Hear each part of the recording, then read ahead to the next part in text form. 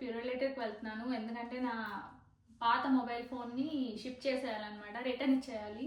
ఎందుకంటే నేను కెనడా వచ్చిన స్టార్టింగ్లో 2 years బ్యాక్ ఈ ఫోన్ కొనుక్కున్నాను. ఇది iPhone 14. ఇది నా ఫస్ట్ ఐఫోన్. ఇక్కడ వచ్చిన స్టార్టింగ్ చాలా కొత్తలో వచ్చిన ఒక 3-4 డేస్కి తీసుకున్నాను. ఇది ఒక మాల్లో. ఇదేంటంటే నేను సేవ్ అండ్ రిటర్న్ అనే ఆప్షన్లో తీసుకున్నాను. సో ఇదేంటంటే మనం దీన్ని 2 years యూజ్ చేసుకోవచ్చు. ఈ మొబైల్ని 2 years మనం యూజ్ చేసుకున్నందుకు ఎవ్రీ మంత్ ఒక సర్టెన్ అమౌంట్, అది based on the model, mobile తాలూకు మోడల్ మీద బేస్ అయి ఉంటుంది. ఇప్పుడు నేను iPhone 14 తీసుకున్నాను అనుకోండి, ఫర్ ఎగ్జాంపుల్ $30 పే చేశాను అనుకోండి మంత్కి. అదే నేను 14 Max తీసుకున్నాను అనుకోండి, అదే 14 Pro Max తీసుకున్నాను అనుకోండి, $50 పే చేస్తారు. అలా బేస్డ్ ఆన్ ద మోడల్ ఆ అమౌంట్ అనేది చేంజ్ అవుతూ ఉంటుంది అనమాట. సో మనం ఎవ్రీ మంత్ ఆ అమౌంట్ మన నెట్ ఛార్జెస్ ఉంటాయి కదా, ఆ ఛార్జెస్, ఫోన్ ప్లాన్ ఛార్జెస్ కాకుండా ఈ ఛార్జెస్ని కూడా పే చేయాలి. పే చేసి అలా 2 years అంటే 24 months మనం మన మొబైల్ని యూజ్ చేసుకోవచ్చు. ఈ 24 months మనం మొబైల్ యూజ్ చేసుకున్నాక మనకు కావాలి, నాకు ఈ ఫోన్ నచ్చింది, నేను ఇది ఉంచుకుంటాను అంటే మన ఫోన్ని బై చేసుకోవచ్చు. ఈ ఫోన్కి అయితే నేను $500 పే చేసి ఇది కావాలి అంటే నేను బై చేసేసుకోవచ్చు అనమాట. అప్పుడు నాకే ఉండిపోతుంది ఆ ఫోన్. అలా కాదు, నాకు వద్దు ఈ ఫోను, ఓకే నేను యూజ్ చేసేసాను, నేను రిటర్న్ ఇచ్చేస్తాను అని అనుకున్నారు అనుకోండి, ఇది సేవ్ అండ్ రిటర్న్ పాలసీలో ఉంది కాబట్టి రిటర్న్ ఇచ్చేద్దాము అనుకుంటే నేను జస్ట్ వెళ్ళి వాళ్ళకి మళ్ళీ సబ్మిట్ చేసేయాలి నా ఫోన్ని.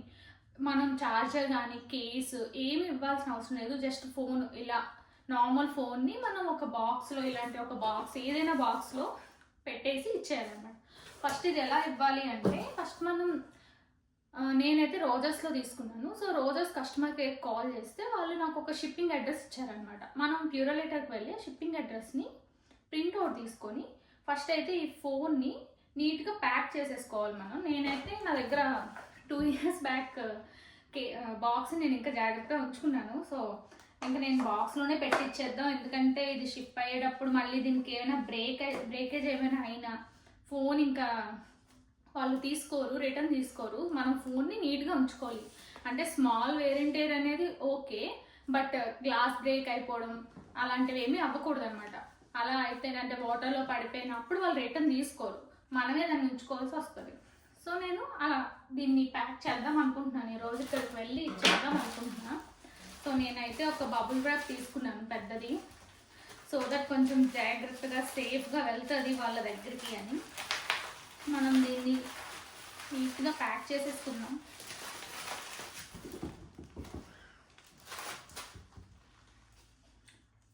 మనం అయితే దీన్ని ఫుల్ ఎంత జాగ్రత్తగా ప్యాక్ చేస్తే అంత బెటర్. ఎందుకంటే షిప్పింగ్లో ఏమైనా బ్రేకేజెస్ అయినా ఏమైనా కూడా మనకి క్రెడిట్ డబ్బులు పడవు.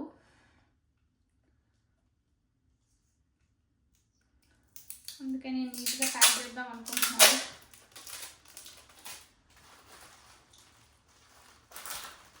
నేనైతే ఆల్రెడీ ఒక వీడియోలో చూపించాను.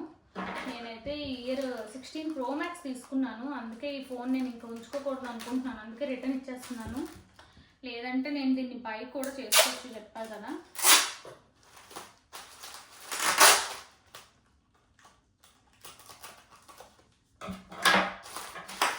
నేనైతే ఇదిగోండి ఇలా ప్యాక్ చేసేస్తున్నాను.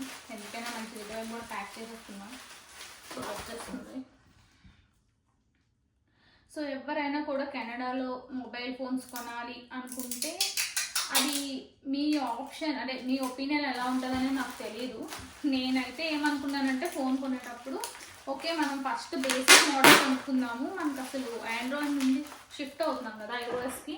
సో బేసిక్ మోడల్ కొనుక్కుంటే మనకి ఓకే iOS నాకు నచ్చింది అంటే తర్వాత ఎప్పుడైనా నేను కొంచెం పెద్ద మొబైల్ కొనుక్కుందాం, మంచిది కొనుక్కుందాం అని అనుకున్నాను. అందుకే నేను అప్పుడు 14 తీసుకున్నాను. అండ్ నేను సేవ్ అండ్ రిటర్న్ కూడా అందుకే తీసుకున్నాను. ఇప్పుడు మొబైల్ కొనడం కన్నా ఇలా మనం మనీ తక్కువ పే చేస్తాం అనమాట సేవ్ అండ్ రిటర్న్ ఆప్షన్లో. టోటల్ మొబైల్ అమౌంట్ ఏమి మీరు పే చేయరు. మళ్ళీ ఒకవేళ 2 years తర్వాత నాకు ఓకే నాకు నచ్చింది, నేను ఇది ఉంచుకుంటాను అంటే కొనుక్కునే ఆప్షన్ కూడా ఉంది కాబట్టి ఓకేలే ఇదేదో బాగుంది అని నేను తీసుకున్నాను.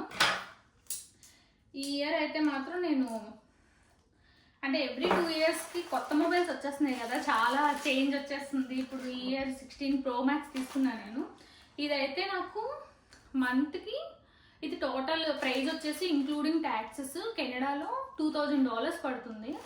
అంటే ఇండియన్ కరెన్సీలో 1,20,000 అనమాట. అంటే ఇండియా ప్రైజెస్ చూసాను నేను, కంపేర్ చేసుకుంటే 25,000 తక్కువ ఉన్నట్టుంది ఇక్కడే ప్రైస్. సో మీకు ఎవరైనా తెలిసిన వాళ్ళు ఉంటే ఇక్కడ నుండి తెప్పించుకోండి, ఎప్పుడైనా తక్కువ పడుతుంది ఇండియా కన్నా. 25,000 అంటే చాలా ఎక్కువ అమౌంట్ కదా ఇండియాలో.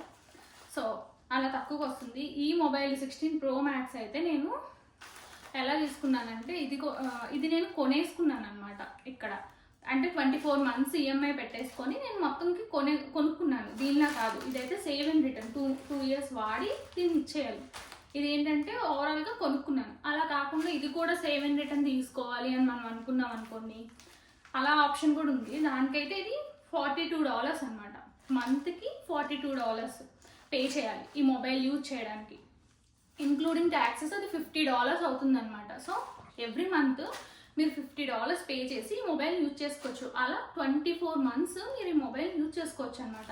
సో 24 monthsకి మనం ఎంత పే చేస్తున్నాము? $50 అంటే $600 1 yearకి. సో 24 monthsకి $1,200 పే చేస్తున్నారు. కానీ ఇది మనం బై చేయాలంటే $2,000 పడుతుంది.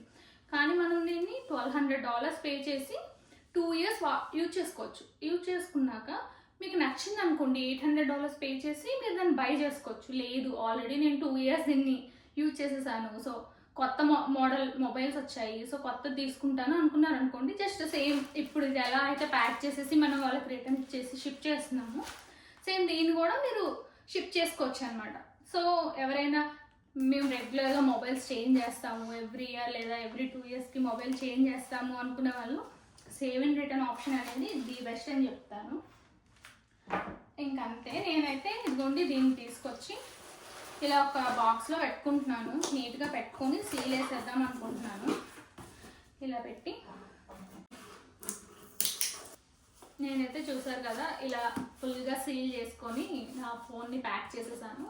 ఇప్పుడు ఏంటంటే నేను నా ప్యూరోలేటర్కి వెళ్ళి ప్రింట్ తీసుకోవాలన్నమాట. వాళ్ళు పంపించిన షిప్పింగ్ అడ్రస్ని ప్రింట్ తీసుకొని దీని మీద ప్యాక్ చేసేయాలి. మనం అయితే ఏ మనీ పే చేయాల్సిన అవసరం లేదు, జస్ట్ ప్రింట్ కూడా వాళ్ళే ఇస్తారు. సో తీసుకొని ప్రింట్ చేసి అడ్రస్ రాసేసి సెండ్ చేసేయండి.